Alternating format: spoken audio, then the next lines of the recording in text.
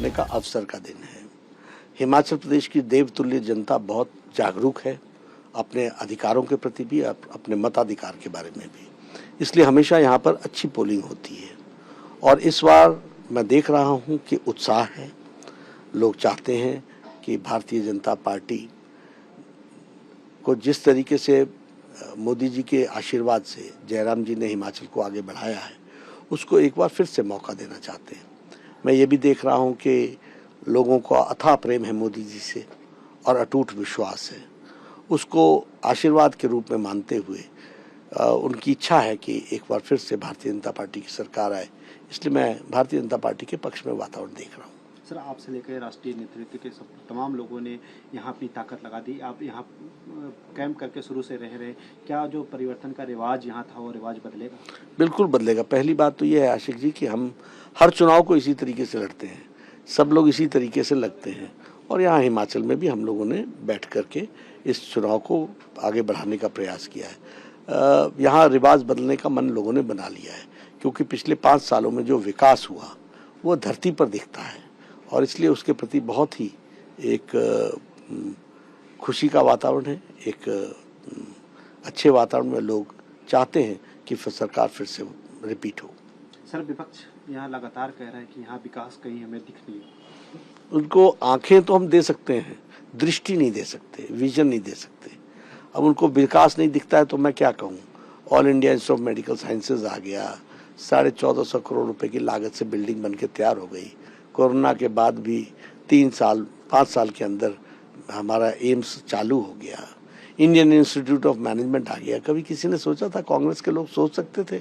हिम्मत है कि कभी इनकी सरकार हो और इन्होंने अपने प्रधानमंत्री से मांगा और उनको मिला हो।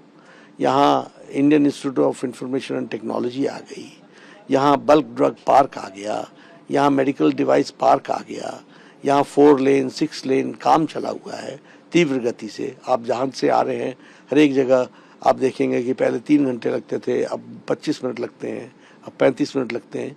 ये लोगों की बोल है। तो अब अभूतपूर्व विकास हुआ है और ये लोगों को दिखा है। कांग्रेस के लोगों को नहीं दिखेगा, बेरोजगार हो गए बेचारे, तो कहाँ दिखेगा उनको। सर, यहाँ रैली में प्रियंका तो देखी, तमाम लीडरशिप मल्लिकार्जुन खड़गे सब दिखे, लेकिन राहुल भारत जोड़ो यात्रा में वो यहाँ नहीं आए। चुनाव का पार्टी पॉलिटिकल पार्टी के नेता, देखिए उनकी पार्टी का उत्तर है, उनकी पार्टी का है, जिनको सोचे। लेकिन ये सब लोग करिस्ट लीडर्स हैं, इनको पता चल गया कि भाई यहाँ कुछ निकलना नहीं है, तो फिर हम ये तो जहाँ इनको लगेगा कि हम जीत रहे हैं या जीत सकते हैं तो आ जाएंगे सारे क्रेडिट लेने के लिए।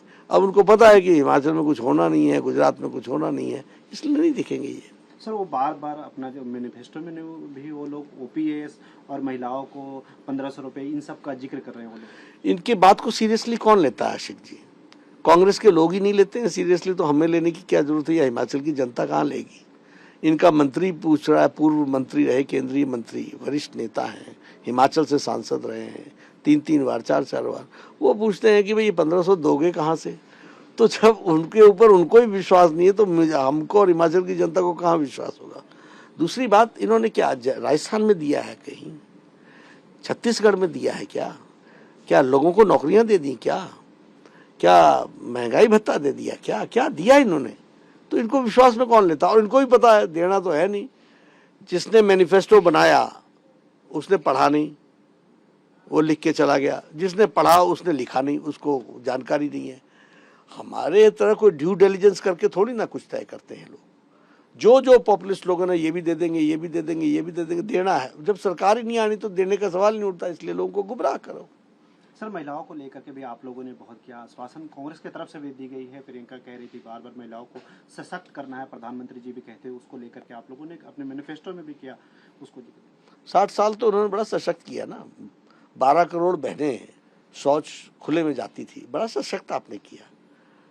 9 करोड़ परिवार लकड़ी का चूल्हा जलाते थे, आपने बहुत